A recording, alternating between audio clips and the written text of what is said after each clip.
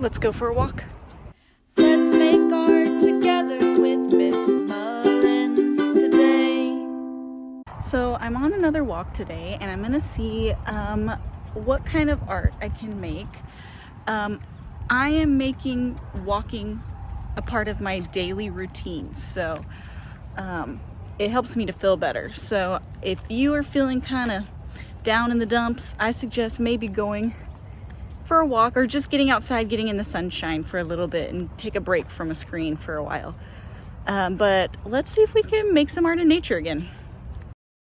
So I found some clover flowers and we're gonna see what maybe I can do with these. So I think I found the things I'm gonna use. I found some things with color and different textures and different shapes. So I'm hoping that maybe I can make something out of this. So let's see what we can do.